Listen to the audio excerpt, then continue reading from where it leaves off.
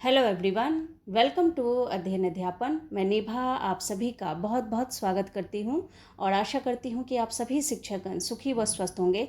तो सक्षमता latest news update क्या है वो हम इस वीडियो में जानने वाले हैं। तो बहुत ही महत्वपूर्ण अपडेट है।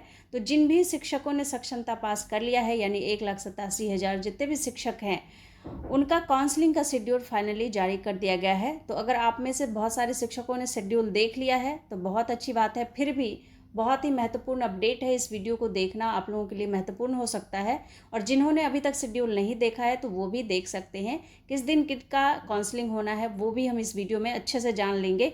तो देखिए, साथ ही यहाँ पर बहुत ही महत्वपूर्ण है, यहाँ पर डॉक्यूमेंट जो आपके यहाँ पर जो दस्तावेज है, जो सर्टिफिकेट है, उन सर्टिफिकेट में किन सर्टिफिकेट की ज़रूरत होगी वो सभी हम इस वीडियो में जानने वाले हैं। तो इम्पॉर्टेंट डॉक्यूमेंट क्या लेकर जाना है वो भी हम इस वीडियो में जानेंगे। इसके अलावा जिनको भी सेकेंड और थर्ड चॉइस मिला था, यानी जब आप लोगों का रिजल्ट आया था तो आपको अपने पसंद का ज़िला नहीं मिला था, तो किन शिक्षकों को फर्स्ट चॉइस ज़िला मिल सकता है वो भी हम जानेंगे। तो बहुत ही महत्वपूर्ण अपडेट है। तो चलिए एक एक करके सारी अपडेट को हम लोग देखते हैं और अच्छे से समझते हैं, ताकि काउंसलिंग के समय कोई भी त्रुटि ना रहे। तो देख सकते हैं आप लोग, आज आपको ये न्यूज़ में भी दिखा दिया होगा और ऑफिशियल अपडेट भी हम लोग देखेंगे। तो यहाँ पर स्पष्ट रूप से यहाँ पर बताया जा रहा है कि सक्षमता पास शिक्षकों के प्रमाण पत्रों का सत्यापन 1 अगस्त से स्टार्ट हो जाएगा। और यहाँ पर सभी शेड्यूल दिया गया है कि आपको किस समय जाना है, किस दिनांक को जाना है, ये सभी यहाँ पर वर्णन किया गया है इन सभी बातों का। तो देखिए, यहाँ पर अगर हम बात करें तो जो डिटेल में इन्होंने बताया है कि सक्षमता परीक्षा उत्तीर्ण शिक्षकों के नए स्कूलों में पदस्थापना की कार्रवाई शिक्षा विभाग ने शुरू कर दी है।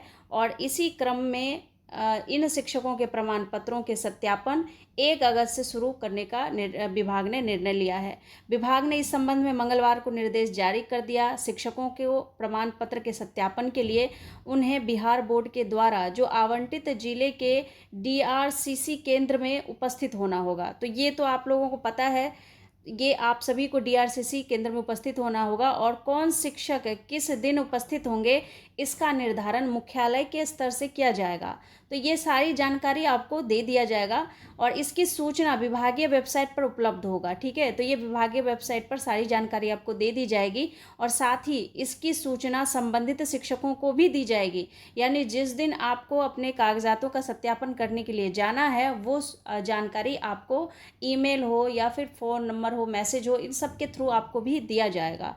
कुछ इस प्रकार से इन्होंने बताया है। इन्होंने ये भी कहा है कि जो 1,87,000 शिक्षक सक्षमता परीक्षा उत्तीर्ण है, हर दिन 5 पालियों में प्रमाण पत्रों का सत्यापन किया जाएगा। तो 5 यहाँ पर पालियाँ बनाई गई है जिसमें यहाँ पर सत्यापन किया जाएगा। और पहला जो इन्होंने बताया है कि पहला 9 से 10:30 बजे, दूसरा होगा 10:30 से 12 बजे और तीसरा होगा 12 बजे से लेकर के 1:30 बजे तक। उसी प्रकार अगर चौथे यहाँ पर बात करें पाली की, तो 1:30 बजे से 3 बजे और पाँचवें 3 से 4:30 बजे तक चलेगा। हर स्कूल से कार्यरत बल्कि 1/3 शिक्षक ही सत्यापन के लिए जिले में आएंगे। तो यहाँ पर इन्होंने बता दिया कि कितने शिक्षक ही वहाँ पर जाना होगा। और इसके अलावा 3 दिन बाद दूसरे शिक्षक यहाँ पर आएंगे ताकि स्कूलों को पठन पाठन बाधित ना हो। यानी पठन पाठन का जो कार्य है स्कूल में वो भी करते रहेंगे। तो इस प्रकार से इन्होंने इस तरह से ये शेड्यूल बनाया है। और इन्होंने ये भी कहा है कि सत्यापन में भाग लेने वाले शिक्षकों को अधिकतम 3 दिनों के लिए ऑफिस ड्यूटी पर माने जाएंगे और सत्यापन कार्य की वीडियोग्राफी भी कराई जाएगी। ठीक है, कि आपका यहाँ पर वीडियोग्राफी भी होगा। और सत्यापन की तिथि में वरीयता की का जो संबंध है वो नहीं है। सत्यापन के लिए कोई हड़बड़ी एवं असावधानी नहीं करने का यहाँ पर आदेश विभाग ने दे दिया है। सत्यापन तिथि से शिक्षकों की जो वरीयता से कोई संबंध नहीं है। उनकी वरीयता स्कूल में योगदान की तिथि के आधार पर निर्धारित होगी और नए स्कूल में योगदान देने के बाद ये जो विशिष्ट शिक्षक हैं वो यहाँ पर कहे जाएंगे और इसके बाद वह सरकारी शिक्षक माने जाएंगे। प्रमाण पत्र यहाँ पर संदेहास्पद या फर्जी पाया जाता है तो इसके लिए अलग से विभाग कार्रवाई को लेकर दिशा निर्देश जारी करेगा। और ये दस्तावेज आपको कौन कौन से लेकर जाना है वो यहाँ पर बताया जा रहा है कि आप लोगों को मूल जाति प्रमाण पत्र आपको देना होगा, मूल दिव्यांग प्रमाण पत्र, यानी आपको अगर आप दिव्यांग हैं तो आपका प्रमाण पत्र होना चाहिए और मूल जो आधार कार्ड है वो भी होना चाहिए। इसके अलावा नियोजन पर नियोजन पत्र, मैट्रिक प्रमाण पत्र, इंटर प्रमाण पत्र, स्नातक प्रमाण पत्र, एमए का प्रमाण पत्र, डीएलएड बीएड का यहाँ पर प्रमाण पत्र। उसके बाद आपने जो टीचर एलिजिबिलिटी टेस्ट पास किया है, चाहे वो बीटेट हो, सीटेट हो, एसटेट हो, ये सभी प्रमाण पत्र जो है आपको यहाँ पर देना होगा, दक्षता प्रमाण पत्र। इसके साथ ही सभी शिक्षकों को अपना पैन कार्ड के साथ दस्तावेज का स्व अभिप्रमाणित यहाँ पर एक छाया प्रति जो है उसका फोटो कॉपी भी लाना होगा। और यहाँ पर इन्होंने ये भी कहा है कि बिहार विद्यालय परीक्षा समिति द्वारा जारी सक्षमता परीक्षा का जो मूल प्रवेश पत्र है, जो आपका वहाँ पर मूल प्रवेश पत्र मिला था, एडमिट कार्ड, वो पासपोर्ट साइज का 3 फोटो वो भी लेके जाना है। यानी प्रवेश पत्र के साथ साथ पासपोर्ट साइज का 3 आपको फ़ोटो लेके जाना है। और जो सक्षमता परीक्षा में दिए गए हैं, जो आपने सक्षमता परीक्षा में दिए थे फ़ोटो, वही फ़ोटो आपके पास होने चाहिए। मतलब 3 फोटोग्राफ अगर नहीं है तो आप रिसेंटली खिंचवा करके भी लेके जा सकते हैं। और अगर बात करें तो यहाँ पर बैंक खाता नंबर के साथ यहाँ पर आपको जाना होगा। और इसके अलावा इन्होंने ये भी कहा कि पासबुक का छाया प्रति विभाग ने जिलों को निर्देश दिया है कि सत्यापन के दौरान शिक्षकों का बायोमेट्रिक जांच करने शिक्षक के रजिस्टर्ड मोबाइल पर एसएमएस एवं ई शिक्षा कोष मोबाइल के माध्यम से टाइम स्लॉट की सूची देंगे। तो ये बता दिया है कि आपको कैसे मैसेज या मोबाइल एसएमएस के थ्रू दिया जाएगा या ईमेल आईडी के थ्रू दिया जाएगा, ये आपको सूचित कर देंगे कि किस दिन आपको जाना है। ठीक है, तो ये कुल मिलाकर आपको प्रमाण पत्र से संबंधित यहाँ पर पता चल गया है। बाकी हम लोग शेड्यूल जो है यहाँ पर किस कोटि के शिक्षक का सत्यापन कब से होगा, वो हम ऑफिशियल जो नोटिस जारी किया गया है उसमें भी देखेंगे। फिलहाल यहाँ पर भी इन्होंने दिया है, तो हो सकता है थोड़ा सा धुंधला आप लोगों को दिखे। तो यहाँ पर शिक्षक कोटि और यहाँ पर दिनांक आप देख सकते हैं। यहाँ पर दिया है उच्च माध्यमिक शिक्षक पुस्तकालय अध्यक्ष 1 अगस्त से लगातार। यहाँ पर माध्यमिक शिक्षक की बात करें तो 2 अगस्त से इन्होंने लगातार बताया है। स्नातक कोटि के सभी शिक्षक 3 अगस्त से लगातार, और उर्दू बांग्ला शारीरिक शिक्षक 5 अगस्त से लगातार, मूल कोटि के सामान्य शिक्षक 6 अगस्त से लगातार। तो इनका यहाँ पर बताया गया है कि सत्यापन होगा। आप अपने जितने भी मूल प्रमाण पत्र हैं उन सभी की फ़ोटोकॉपी, साथ ही एक आप दस्तावेज बना लीजिए, और फ़ोटो आपका होना चाहिए। 3 फ़ोटो इन्होंने कहा है, वो भी रख लीजिएगा। अगर नहीं है फ़ोटो तो खिंचवा लीजिए, रिसेंटली फ़ोटो यहाँ पर काम आएगा। इसके अलावा देखिए और क्या अपडेट है वो हम समझ लेते हैं। एक इम्पॉर्टेंट अपडेट ये भी है कि शिक्षकों की जो ट्रांसफ़र पोस्टिंग नीति का ड्राफ्ट है उसमें क्या कुछ यहाँ पर बताया गया है। तो देखिए, ये 5 कैटेगरी में बटेंगे स्कूल, और 40 से कम उम्र के शिक्षकों की पोस्टिंग सुदूर इलाके में होगी, तो ऐसा कुछ ये कह रहे हैं। और इसके अलावा सरकारी स्कूलों की छुट्टी की नीति भी बनेगी, यानी जो छुट्टी में आप लोगों के साथ फेरबदल हुआ था वो फिर से दोबारा से सही कर दिया जाएगा। तो वो अच्छा ही होगा आप लोगों के लिए, क्योंकि आप लोग लगातार परेशानी यहाँ पर झेल रहे थे छुट्टी को लेकर के, और अब जो है इसमें भी चेंजेस देखने को मिलेगा जो आपको अच्छा लगेगा। इसमें देखिए क्या कहा है कि इन्होंने 40 वर्ष से जितने भी शिक्षक हैं, 40 वर्ष से कम उम्र के, उनकी पोस्टिंग दूर के इलाके में होगी, और भौगोलिक आधार पर स्कूल 5 कैटेगरी में बांटे जाएंगे। ठीक है, इसकी जानकारी हमने पिछले वीडियो में भी दी थी।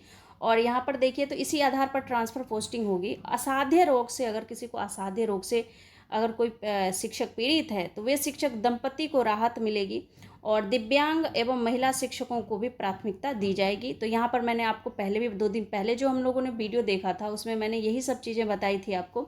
शिक्षकों के ट्रांसफ़र पोस्टिंग की नीति बना रही हाई लेवल कमेटी इस लाइन पर काम कर रही है कि वैसे इस बारे में अंतिम निर्णय सरकार का होगा। तो ये तो इनका कहना ही है, साथ में सरकार की यहाँ पर इच्छा भी ली जाएगी, उनका भी परमिशन लिया जाएगा। और सभी तरह के शिक्षकों के जो ट्रांसफ़र पोस्टिंग के लिए एक तरह की नीति बनने की बात है। कमेटी सरकारी स्कूलों की छुट्टी की नीति भी बनाएगी। और अभी प्रदेश में 3 तरह के शिक्षक हैं। सक्षमता परीक्षा पास शिक्षकों की पोस्टिंग के बाद 4 तरह के शिक्षक हो जाएंगे। एक कैटेगरी पुराने वेतनमान वाले जो सहायक शिक्षक हैं उनकी होगी, और इनमें 34,540 कैटेगरी वाले शिक्षक भी हैं। तो ये आप देख सकते हैं। और इनमें प्राइमरी स्कूलों के जो सहायक शिक्षकों का जिला संवर्ग है, माध्यमिक स्कूलों के सहायक शिक्षकों का प्रमंडलीय संवर्ग है, जिला संवर्ग के सहायक शिक्षकों की पोस्टिंग वाले जिले के अंदर तथा माध्यमिक स्कूल के सहायक शिक्षकों के पदस्थापन वाले प्रमंडल के जिलों में ट्रांसफ़र की व्यवस्था है। जिला एवं प्रमंडल के से बाहर ट्रांसफ़र लेने पर शिक्षकों को वरीयता जो है वो गंवानी पड़ती है। तो कुछ इस प्रकार से इन्होंने बताया कि ये कुछ यहाँ पर बता रहे हैं। इसके अलावा देखिए, मैं आपको फिर से याद दिला दूँ, जिनको भी फर्स्ट चॉइस जिला नहीं मिला था, जिनको मिल गया वो तो खुश हैं, उनको परिवर्तन करने की ज़रूरत नहीं है। अगर चाहते हैं तो कर सकते हैं। लेकिन जिनका भी सेकंड चॉइस थर्ड चॉइस मिला था, मान लीजिए आपको सेकंड चॉइस मिला और थर्ड चॉइस मिला, तो ऐसे में अब आप लोगों के पास ये मौका आएगा कि आप लोग भी फर्स्ट चॉइस जिला यहाँ पर सेलेक्ट कर सकते हैं। वो क्या करना होगा, इसकी जानकारी आपको दी जाएगी। और साथ ही यहाँ पर देखिए, आपको उसके लिए क्या करना होगा, आवेदन करना होगा। अगर मान लीजिए आपको सेकेंड और थर्ड चॉइस मिला है, आपको फर्स्ट चॉइस जिला चाहिए या फिर कोई दूसरा जिला चाहिए, तो उसके लिए आप आवेदन करेंगे और यहाँ पर आपका आवेदन जो है स्वीकार किया जाएगा। तो ये भी ऑनलाइन ही करना होगा, ठीक है। तो इसके लिए आप जो है ऑफलाइन नहीं करेंगे, आवेदन आपको ऑनलाइन ही करना होगा। क्या कुछ करना होगा वो सारी जानकारी विभागीय स्तर पर दी जाएगी कि आप कैसे आवेदन करेंगे। और इसके अलावा जिनको फर्स्ट चॉइस मिल गया है, लेकिन अगर आपको लगता है कि आपको वो नहीं, दूसरा जिला चाहिए, तो आप भी आवेदन कर सकते हैं। तो यहाँ पर आवेदन जो शिक्षक करेंगे उन्हीं को यहाँ पर जिला परिवर्तित दिखाई देगा, यानी कि आपको दूसरा जिला मिलेगा। लेकिन अगर मान लीजिए आपको third choice, second choice, first choice मिला हुआ है, आपने आवेदन नहीं किया, तो फिर आपके ज़िले में कोई परिवर्तन नहीं होगा। जो जिला आपको अलॉट किया गया है आप उसी में फिर काम करेंगे। और जिनको बदलना है तो वो आवेदन करेंगे। तो यहाँ पर आप लोगों के कमेंट आ रहे थे लगातार, तो जिनको बदलना है वो आवेदन करेंगे तभी बदला जाएगा, अदरवाइज जो जिला मिला है वही रहेगा, ठीक है। तो ये कुल मिलाकर अपडेट है। और अभी अगर हम लोग ऑफिशियल अपडेट देखें तो वो क्या है वो देख लेते हैं। ये सारी चीज़ें मैंने आपको अभी न्यूज़पेपर के माध्यम से पढ़ के बता दिया है। और देखिए, यहाँ पर इन्होंने यही बताया कि सभी शिक्षक अभ्यर्थी अपने परिणाम के अतिरिक्त यह भी देख सकते हैं कि उन्हें नियुक्ति हेतु कौन जिला आवंटित किया गया है। सभी संबंधित अभ्यर्थियों को वेरिफिकेशन हेतु उपस्थित होना होगा। और सभी अनुशंसित शिक्षक या पुस्तकालयाध्यक्ष की जो वेरिफिकेशन है उन्हें नियुक्ति हेतु आवंटित जिला के DRCC में ही की जाएगी। तो हो सकता है जो जिला आपको आवंटित किया गया है वहीं पर आपकी काउंसलिंग हो, या फिर कुछ क्या चेंज देखने को मिलेगा वो तो हमें जब ये विभागीय स्तर पर जानकारी दी जाएगी तभी पता चलेगा। तो ये आप देख सकते हैं, ये एक नोटिस दिया गया है और इसमें इन्होंने इस तरह से कहा है कि DRCC में जाएंगे। वेरिफिकेशन के लिए तिथि एवं टाइम स्लॉट का निर्धारण मुख्यालय स्तर से किया जाएगा। तो यहाँ पर जो इन्होंने एक बताया है कि वेरिफिकेशन पूर्वाह्न जो है वो सुबह 9 बजे से प्रारंभ हो जाएगी और ये 5 टाइम स्लॉट में संपन्न होगी। तो पहला स्लॉट इन्होंने 9 से 10:30 बताया है। वहीं दूसरे स्लॉट की बात करें तो 10:30 से 12, तीसरा 12 से 1:30 बजे तक, 1:30 से 3 बजे तक चौथा स्लॉट, और 5वें स्लॉट की बात करें तो 3 से 4:30 बजे तक। और यहाँ पर कोटि देख सकते हैं आप लोग। वेरिफिकेशन हेतु शिक्षकों की कोटि के अनुसार तिथि का निर्धारण निम्नवत किया जाता है। और उच्च माध्यमिक शिक्षक एवं पुस्तकालयाध्यक्ष जो हैं 1 अगस्त से लगातार, माध्यमिक शिक्षक जो हैं 2 अगस्त से, स्नातक कोटि के सभी विषय के शिक्षक 3 अगस्त से, मूल कोटि के उर्दू बांग्ला शारीरिक शिक्षक 5 अगस्त से, मूल कोटि के सामान्य शिक्षक 6 अगस्त से लगातार। और किस अभ्यर्थी को किस स्लॉट या तिथि को वेरिफिकेशन हेतु उपस्थित होना है इसका निर्धारण मुख्यालय स्तर से किया जाएगा तथा यह विभागीय वेबसाइट पर उपलब्ध होगा। साथ ही इसकी सूचना संबंधित अभ्यर्थी को भी दी जाएगी। तो कोई चिंता की बात नहीं है, बस आप लोग अपना डॉक्यूमेंट रेडी रखिए, ठीक है। और उसमें अगर कोई त्रुटि है तो उसे सही करवा लीजिए। आगे कोई अपडेट आता है तो बिल्कुल आप लोगों को सूचित किया जाएगा। तब तक के लिए thank you and thanks for watching.